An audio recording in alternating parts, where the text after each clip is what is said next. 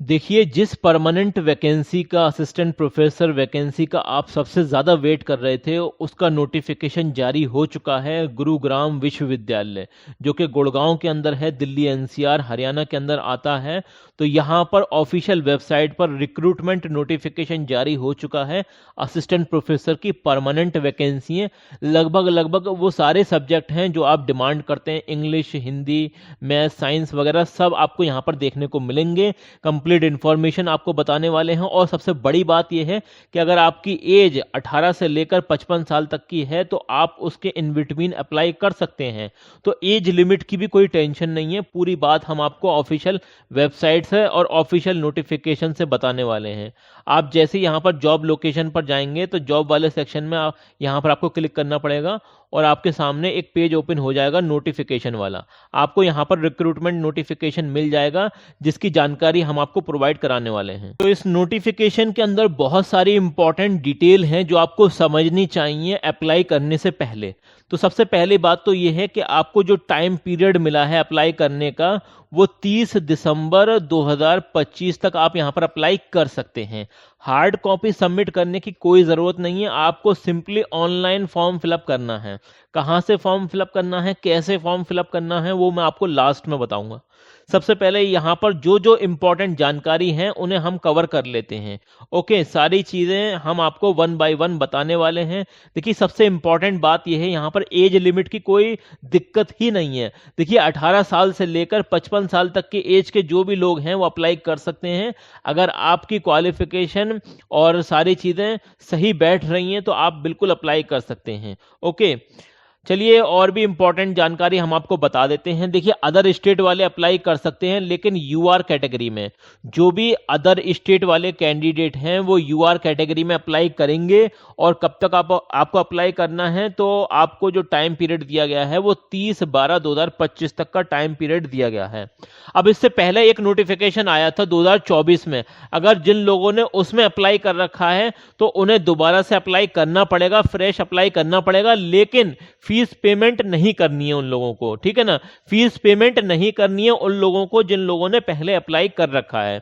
Okay, चलिए बात कर लेते हैं कौन कौन से सब्जेक्ट हैं और कितनी वैकेंसीज यहां पर दे रखी हैं।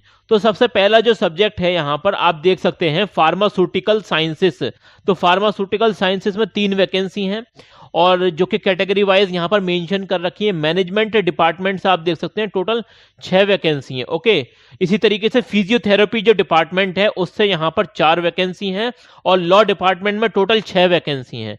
इसी तरीके से computer science and engineering department में टोटल 8 वैकेंसी है, जिसमें जनरल में भी है और ओबीसी और ईडब्ल्यूएस सभी कैटेगरी में यहां पर वैकेंसी मेंशन कर रखी है। ओके, इसी तरीके से आगे जो वैकेंसी हैं जैसे कि ईसीई डिपार्टमेंट से है, आई थिंक ये मतलब इंजीनियरिंग का होगा, तो यहाँ पर 4 वैकेंसी है। इसी तरीके से फिजिक्स में 1 वैकेंसी है, हिंदी में 1 वैकेंसी है, मैथमेटिक्स में 1 वैकेंसी है, इंग्लिश में 1 वैकेंसी है, इकोनॉमिक्स में 2 वैकेंसी है, साइकोलॉजी में 1 वैकेंसी है। ओके, तो टोटल मिलाकर 38 वैकेंसी यहाँ पर हैं और सारी की सारी परमानेंट वैकेंसी है। कैसी वैकेंसी है?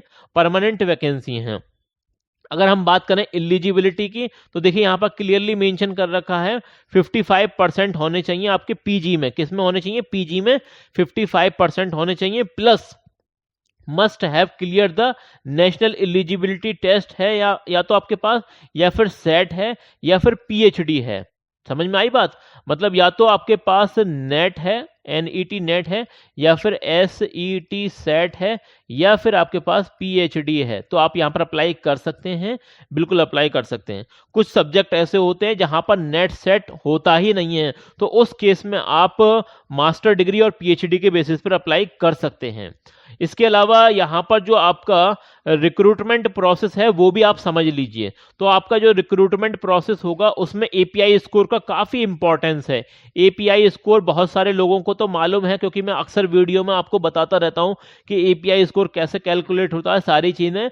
लेकिन इसके अलावा यहाँ पर आपका रिटन टेस्ट भी होने वाला है, जिसमें आपकी डोमेन नॉलेज, जो सब्जेक्ट से आप अप्लाई कर रहे हैं, जिस सब्जेक्ट से आप अप्लाई कर रहे हैं उस सब्जेक्ट की डेप्थ देखी जाएगी, कितना आता है वो सब्जेक्ट आपसे। इसके अलावा आपकी टीचिंग स्किल भी चेक की जाएगी, जो कि 30 नंबर का रहने वाला है।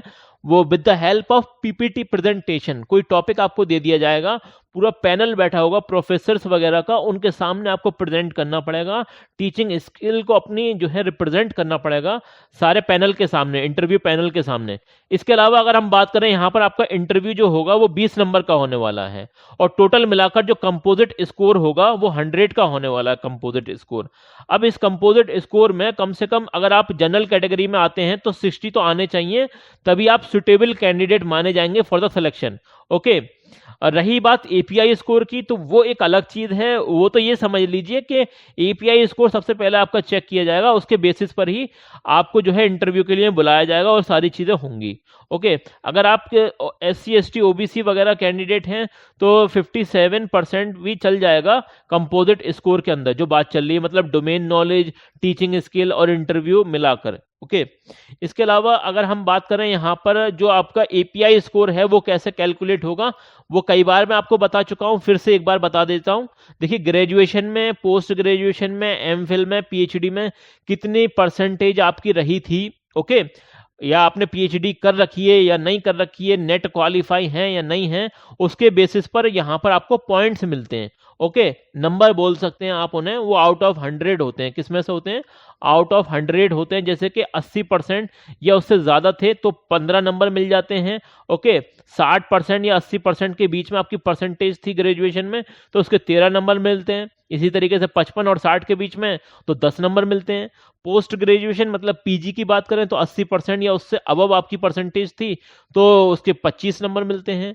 मतलब एक तरीके से मेरिट लिस्ट तैयार हो रही है आपकी, जिसकी ज्यादा मेरिट होगी, परसेंटेज ज्यादा होगी, उनके ज्यादा चांसेस हैं। ओके, एमफिल में 60% या उससे ज्यादा आपकी रही थी तो 7 नंबर रहते हैं। ओनली पीएचडी के 30 नंबर रहते हैं, तो कहीं ना कहीं पीएचडी वाले बहुत आगे निकल जाते हैं इसी वजह से। और जीआरएफ की अगर हम बात करें तो यहाँ पर आप देख सकते हैं 7 नंबर रहते हैं। खाली नेट क्वालिफाई कर रखा तो 5 नंबर, और सेट क्वालिफाई कर रखा तो 3 नंबर रहते हैं। ओके, और पब्लिकेशन मतलब रिसर्च पेपर जो लिखते हैं पीएचडी करते में, तो उसके यहाँ पर मैक्सिमम 10 नंबर रहते हैं। हर एक पेपर के 2 नंबर रहते हैं, ये इंपॉर्टेंट बात है। और वो भी आपके जो पेपर है ना वो यूजीसी के लिस्टेड जर्नल के अंदर होने चाहिए, ठीक है ना, ये इंपॉर्टेंट बात है। रही बात टीचिंग और पोस्ट डॉक्टरल जो एक्सपीरियंस होता है तो हर एक साल का 2 नंबर मिलता है, मैक्सिमम आपको 10 नंबर मिल सकते हैं। अवार्ड कैटेगरी की बात करें तो इंटरनेशनल और नेशनल लेवल के अवार्ड, उसके जो नंबर मिलते हैं 3 नंबर मिलते हैं। अगर हम बात करें स्टेट लेवल के अवार्ड हैं आपके पास तो उसके 2 नंबर मिलते हैं। ओके, 2 नंबर मिलते हैं। और इसके अलावा कुछ और भी इंपॉर्टेंट पॉइंट हैं वो आपको पता होने चाहिए एपीआई स्कोर से related.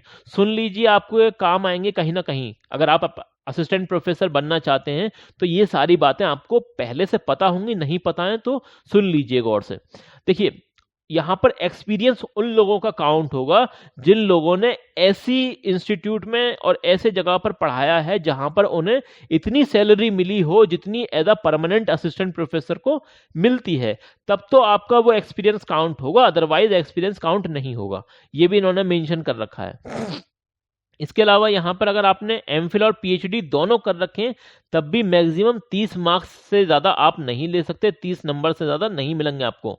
Net JRF set wait सब कुछ भी है तब भी 7 नंबर से ज्यादा नहीं जा सकते, मैक्सिमम 7 नंबर ही ले सकते हैं। और इसी तरीके से अवार्ड कैटेगरी में मैक्सिमम 3 नंबर ले सकते हैं। इसी तरीके से एकेडमिक स्कोर के ज्यादा से ज्यादा 80 नंबर हैं, रिसर्च पब्लिकेशन के 10 नंबर हैं, टीचिंग एक्सपीरियंस के 10 नंबर हैं।